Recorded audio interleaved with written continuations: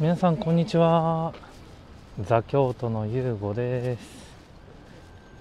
今日はですね、皆さん見てください。京都淀の河津桜を見に来ています。いやもう見た感じ満開八分咲きぐらい。ちょっとまだこうやってつぼみもありますから。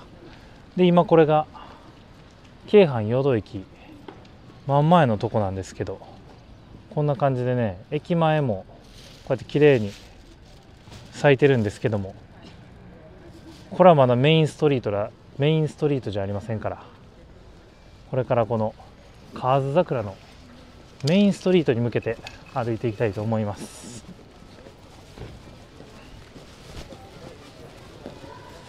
ここから先ね、コンビニとかないんで、この駅前のフレスコで飲み物とか買い物しといた方がいいかもしれません。結構ね、この辺りほんまにコンビニとかも少なくて、あんまり飲み物買えたりトイレ行けたりするところもこの河津桜のメインストリートにはないんですよ。なんでもし、時間に余裕のある方は、京阪淀駅でトイレに行った後、フレスコで飲み物を買って僕と同じ道を歩いてメインストリートを目指してください。だいたいこの河津桜のメインストリートまでは歩いて10分かからないかなぐらいです。なんで河津桜の開花状況が知りたいよっていう方はまあ7分ぐらい早送りしてみてください。ほら、こうやって道順も書いてくれてます。淀の河津桜。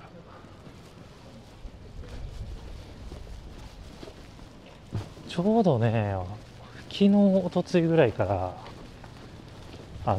開花が進んで、ようやく半分超えたかなっていうぐらい桜が咲き始めたんですね。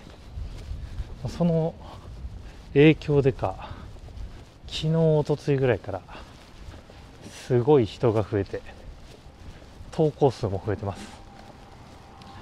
でここ直近ね、実は今日もこんなに晴れてるのにこれから雨降るんですよ。なんでこの散らないかが心配本当に。なんか最近ちょっと京都雨が多いんです。雨多い。しかも今日に至っては雨だけじゃなくて最高気温も低くて、今日の日付言っとかないと。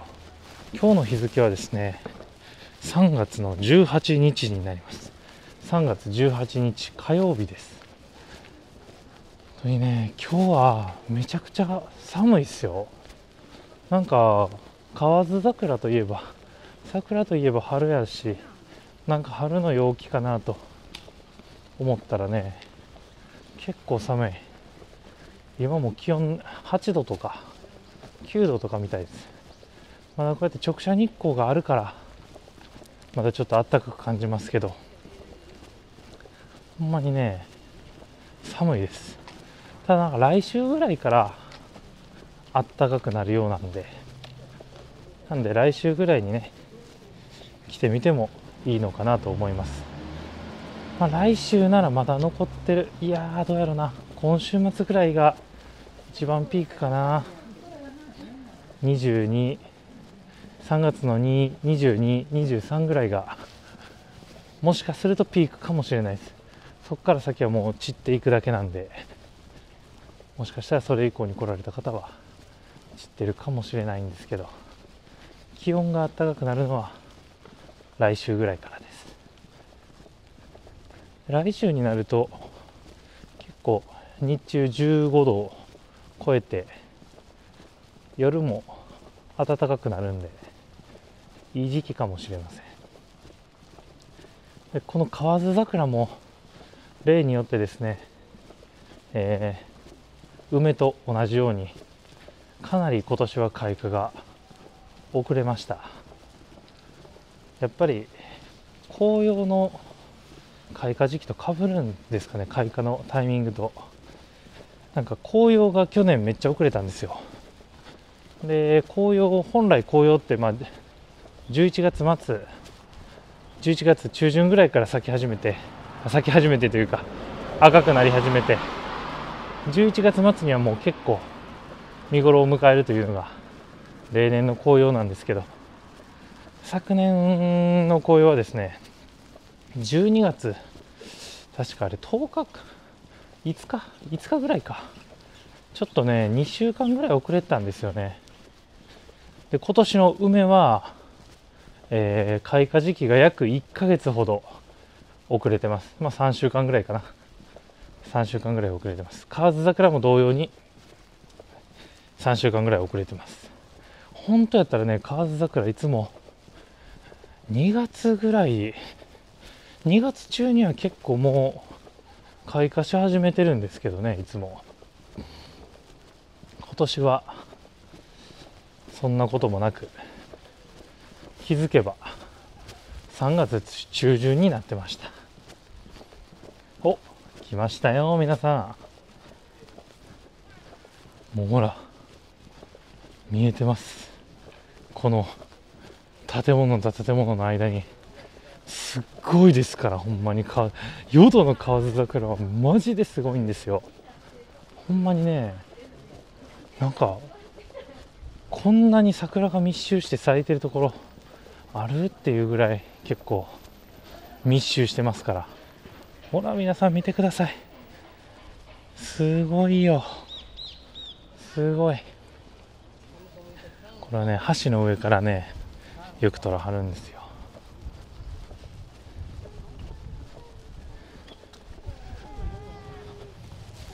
ほら皆さん、よくねインスタグラムのリールとか YouTube のショートとかでこのアングルがすごい流れてたりするんですけど、やっぱこのアングルいいですよね。しかも晴れてくれてよかった。今日もね、本当は今11時ぐらいなんですけど、晴れないはずやったんですよ。晴れないはずがなぜか晴れてくれたんで、もうこれはユーゴお前行ってこいと、取りに行ってこいと神様に言われている気がして、いやめっちゃ綺麗。いや梅と似てめっちゃ綺麗。河津桜っていうのはですね、本来桜っていうのは3月末から4月上旬にかけて咲くんですけども、河津桜はだいたい2月下旬ぐらいから咲き始めるちょっと早咲きの桜になってます。で河津桜がなんで河津桜っていうかっていうとですね、河津っていう場所があるんですよ。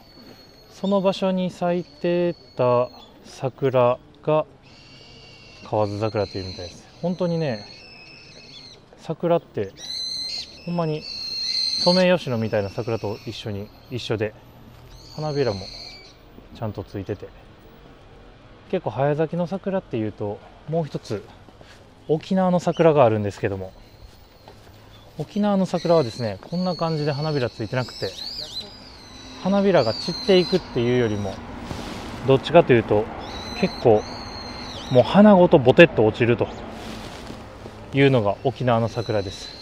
なんでこんな早咲きの桜でこんなに花びらがついてて、ほんまにソメイヨシノっぽい桜は河津桜ぐらいなんじゃないでしょうか。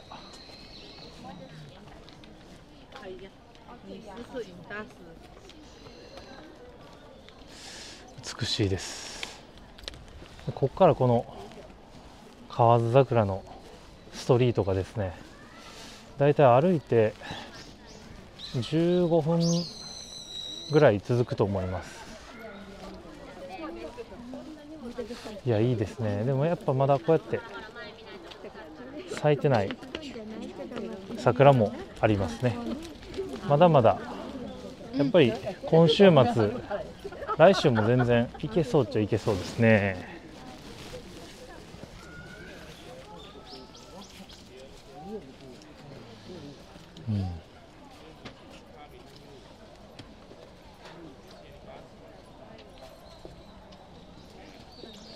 いやめちゃくちゃ綺麗や。海外の旅行客の方もたくさん来てらっしゃいます。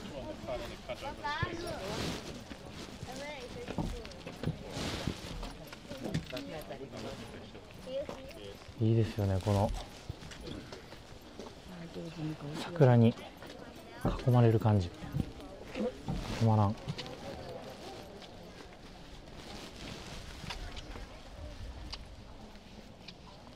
美しい。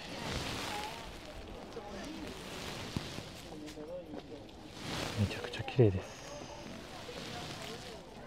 美しい。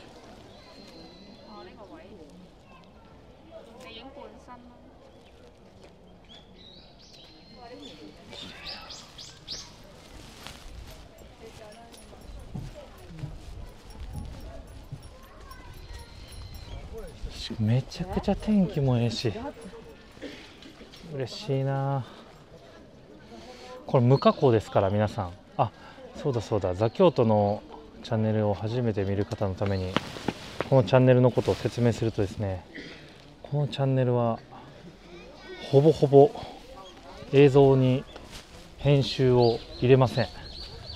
もうカットぐらいかな、だいたいカットぐらい、カットとなんかそのシーンの変わり目のアニメーションぐらいしか入れてなくてですね、映像の色味の調整とかも一切していません。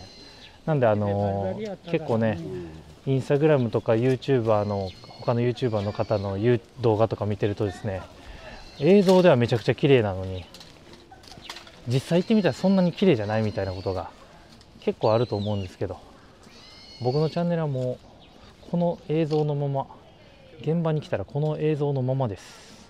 なんでそのギャップとかもなくてですね、リアルな京都の映像を届けているというのがザ・京都チャンネルです。本当に色味の調整等一切行っておりませんので、このままこの淀にね来ていただいたらこのままの桜が見れると思っていただいて構いません。めちゃくちゃ綺麗や。ちょっと集まってきた。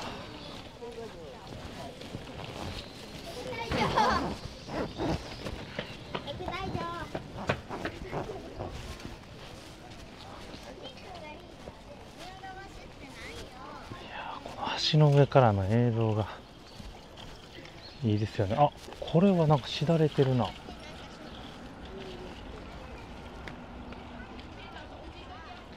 こから先結構減るんで、皆さんこの奥まで行かれる方ってあんまり多くないんですけど、結構ね奥まで行くと奥まで行ったでもっとこの河津桜に近づけるスポットもあります。なんで奥まで行くことを結構僕はお勧めしています。結構ね、この下見ていただいたら分かると思うんですけど、この雑草とかが、ね、生えてるね、ここに立って写真撮るのってちょっと大変ですよね。大変ですよね。この先が公園になってて、真横に河津桜の真横に立って写真撮ることもできますから、こういうとこで横に立って写真を撮ることをおすすめしま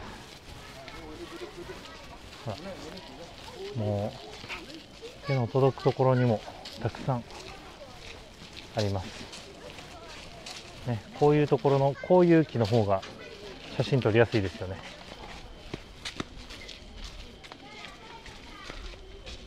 ぜひ河津桜とツーショットが撮りたい方はストリート最初の方の河津桜の方で写真撮るんではなく、この奥まで入ってきていただいて公園の方で写真撮っていただくことをお勧めします。ただこういうねお花が植えてあったりチューリップが植えてあったりするところは立ち入り禁止だと思いますので、そのあたりは気をつけてください。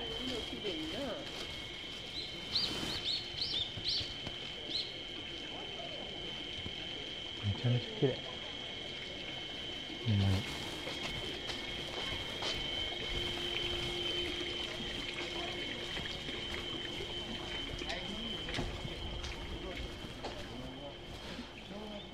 奥に行くとこうやってまだ咲けてない桜もありますね。あ、そうだそうだ、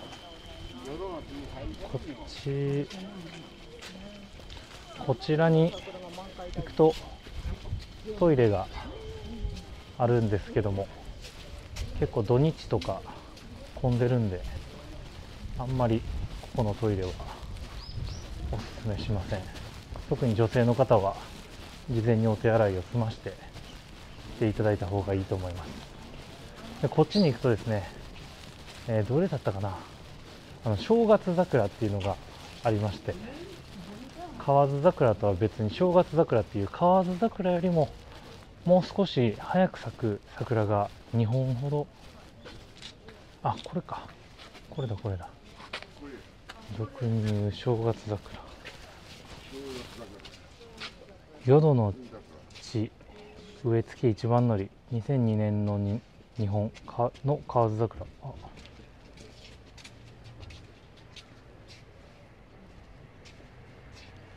河津桜はもともと大島桜と寒肥桜の自然交配種であり、正月桜は寒肥桜の遺伝因子を強く引き継いだため、水路沿いの河津桜より少し早く咲き、花の色合いで少し濃いという特性があります。なるほど、わかりました。この桜も同じ河津桜なんですけど、さっきの川沿いの桜に比べて、なんか早く咲く遺伝子を多く継いでしまったので、この桜が一番早く咲くようです。で、色味もちょっとさっきの川沿いの河津桜よりも濃いようです。すごい勉強になります。この2本が一番早くこの地に降り立ったみたいですね。奥にもちょっとあるんで見ていきましょう。わっ、河津桜だけじゃなくてね、こういう椿も咲いてますよ。めちゃめちゃ綺麗やな、椿も。しかもね、中に水滴が見えるんですよ。多分甘い蜜ですよ。蝶々とかもうすぐしたら来るんだろうな。あ、やっぱり正月桜じゃないから結構近くに咲いてるのに、こうやってまだつぼみがありますね。しかも正月桜に比べてやっぱり色が薄めです。皆さんこの色を覚えておいてください。この色覚えておいてくださいよ。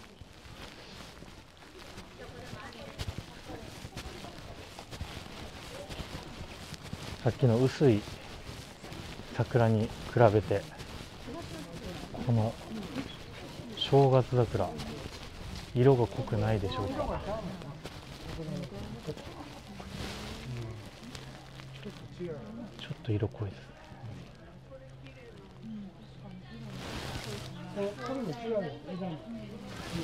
ちょっと梅に近い色をしています。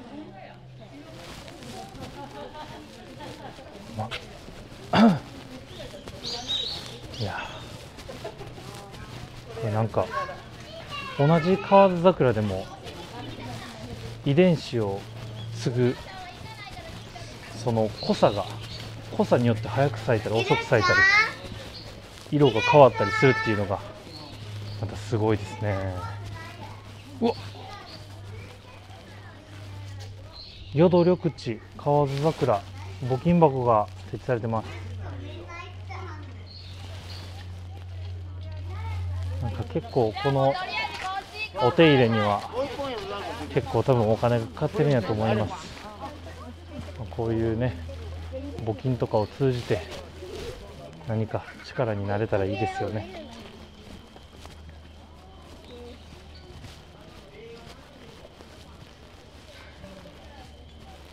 うわぁ、めちゃくちゃ綺麗。うわ、ここ結構咲いてますね。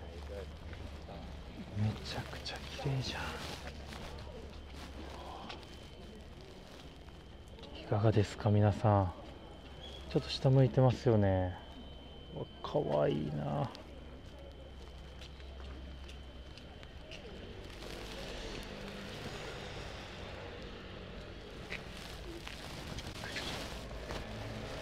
この桜の見てください。桜で日陰ができてますよ。ほんまにこんなとこに座ってお弁当を食べたいですけど、ここから先はね、こうやって下にバリケードあるから入れないですわ。これは桜ですかね。あ、これは桜ですね。桜だ。普通の桜だ。普通の桜もあるんですね。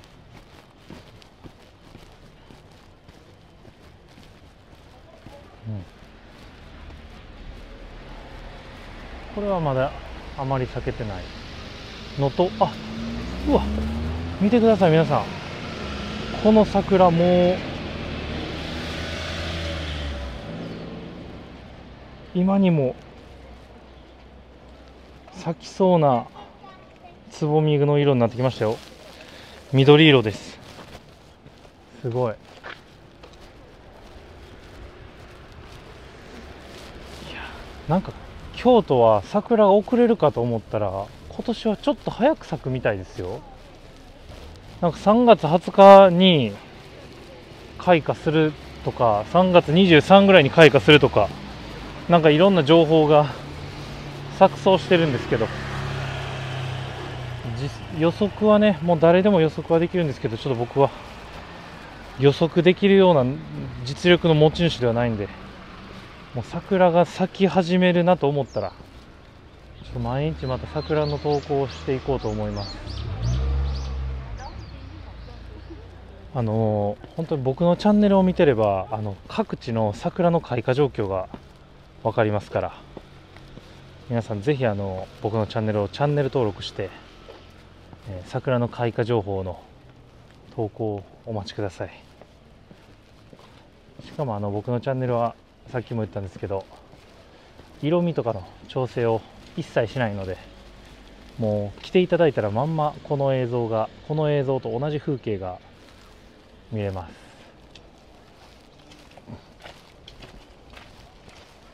やっぱりこういうところの方が写真撮りやすいですよね。この近くまで近寄って、さっきのね、最初の入り口のこのストリートの入り口のところはね、桜が生えるところが結構坂になってるんですよ。なんで結構なんか女の子でなんかヒール履いたりしてる女の子とか結構なんか写真撮りにくそうにしてはります。まあでもこの辺まで来るとちょっと本数は減ってくるというか、本数は多分減ってないんですよね。公園が広くて、本数同じぐらい本数植えたとしても、ちょっとあんまなんか公園が広いからあんまなさそうに見える。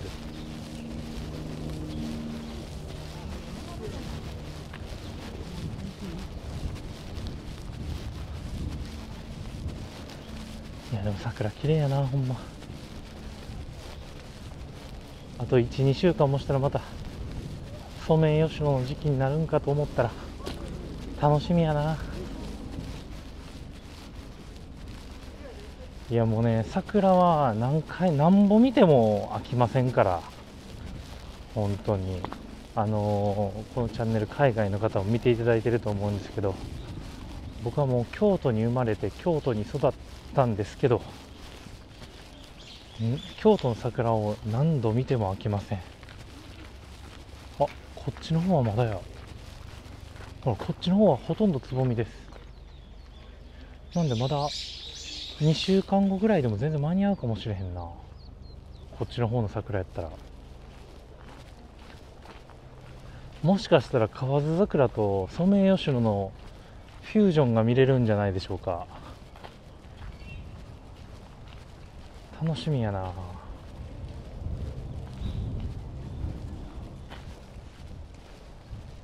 ちょっと河津桜のメインストリートはね、メインストリートのこう終盤の方ですけど、最初の方のね、動画冒頭の方で通った最初の方はもう多分あと1週間2週間後にはもう散ってると思いますけど、この辺りはまだ2週間はいけそうな気がします。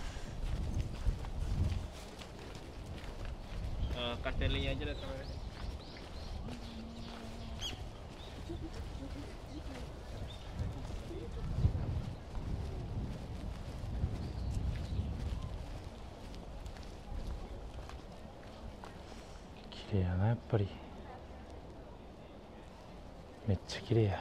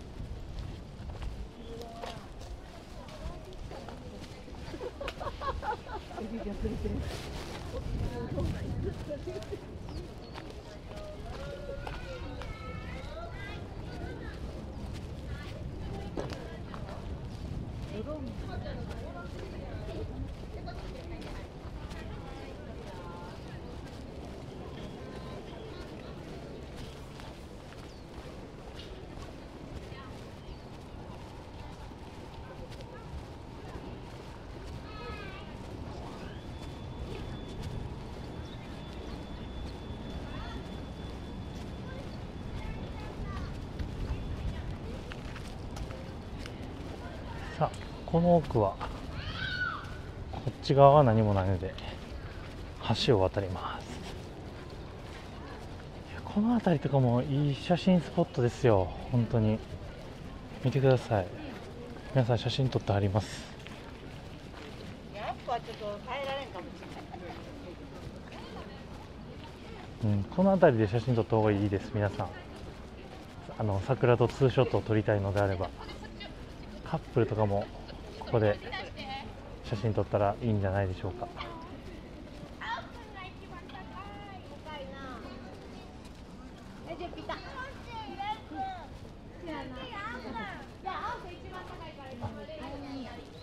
こっち側はここでこの桜が最後ですね。欲しいね、それを。じゃあ可愛い、はい、ついてきてくれる。じゃあ可愛い。いやでもいいな、それこそ置いてピースしようか。ほんまに。それ後でもう一回入れる。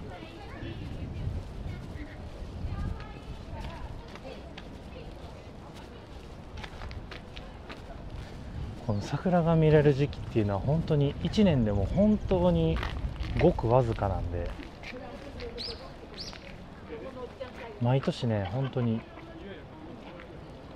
噛みしめてます、この桜が見れる瞬間を。も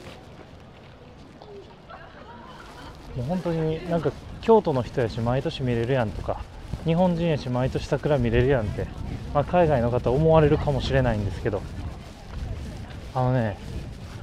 日本人も噛みしめて見てますよ、この桜の美しさを。もう本当にね、桜見れるのって、河津桜、これちょっと早咲きの桜ですけど、こういう桜がない地域の方が多いので、本当に1年で2週間ぐらいしか見れないんですよ、桜って。365分の14ですよ。そんなん噛みしめて見るでしょう。もう旅行客の方と一緒ですよ、海外の方と。いや美しい。この先もあるんですけど、この先からは徐々に桜が減っていきます。いやでも本当にね、桜綺麗です、やっぱり。今の時期の河津桜、やっぱりその日本のメインとなるね、そのソメイヨシノっていう桜とはちょっと品種が違うんですけども、その品種の違いを感じさせないぐらい美しい。花びらも大きいですしね、めちゃくちゃ綺麗や、ほんまに。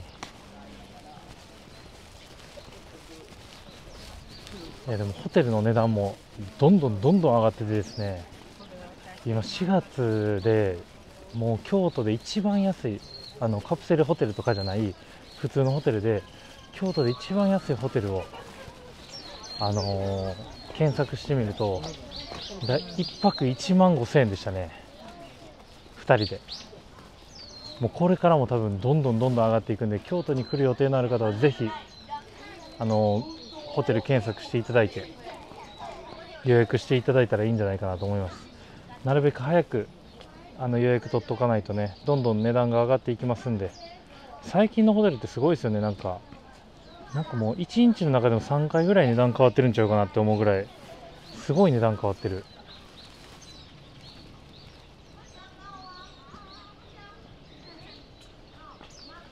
美しい美しいです。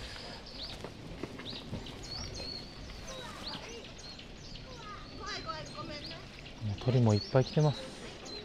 スズメからメジロから、ここにはサギも来ますからね。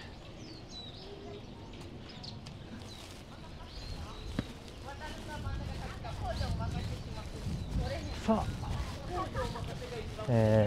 この淀の河津桜はここまでですね。ここが終点になります。ここから先もちょっと生えてるんですけど、行きますか。行きましょうか。これがザ・京都チャンネルだと思うんですよ。なんかその見栄えがいい部分だけ映して、さらに綺麗に加工して綺麗な映像を届けるそういう方もいらっしゃいますけど、見栄えがいい部分だけじゃなくてですね、この隅の方も撮影していって、さらには色合いの調整とかもしないと、それがザ・京都チャンネルのある種いい部分かと思いますんで、これが皆さんリアルです。リアル京都です。ザ・リアル京都にしようかな、チャンネル名。ほんまになんか結構ね、今まで僕気づいてなかったんですけど、コメント欄で結構コメントいただくんですよ。お前のチャンネルは何も編集してへんからええって。なんかその編集してないから実際に行った時と全く一緒やと。なんか他の YouTuber さんとか Instagramer さんって結構実際に行ってみるとこんなもんなんみたいなことが結構あると。全然色ちゃうやんみたいなっていうことが結構あるみたいなんですけど、お前のユーゴのチャンネルはそういうのがないと。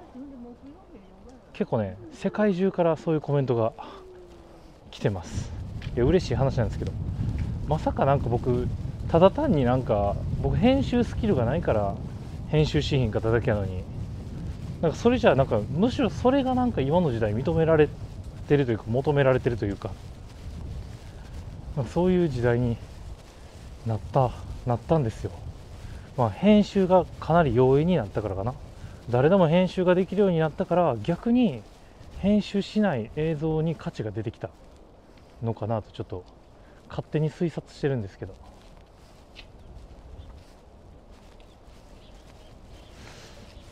そういうチャンネルなくなりましたもんね。本当にみんなもうテレビ番組みたいな YouTube 動画結構あるじゃないですか。しかもそれになんかちゃんと色味の調整とかもしたりとか、もショート動画なんかそれの極みやと思うんですよ。もうなんかいい部分だけを1分に凝縮して映すみたいなね。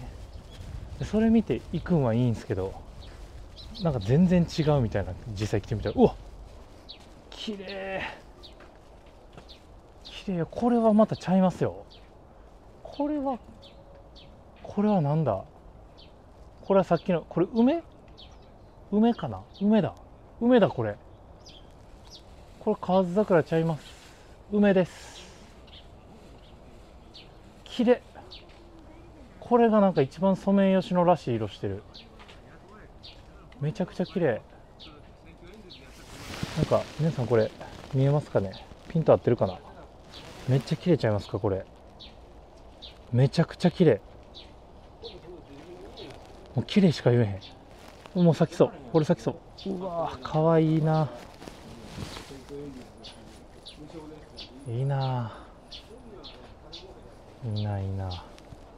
でその下には椿がいっぱい。もう散りそうですけど、もうここで終わりですかね。はい、河津桜ここで終わりです。ということで、帰りながらエンディングを撮っていきましょうか。よいしょ。皆さん河津桜のリアルな河津桜の映像いかがでしたか。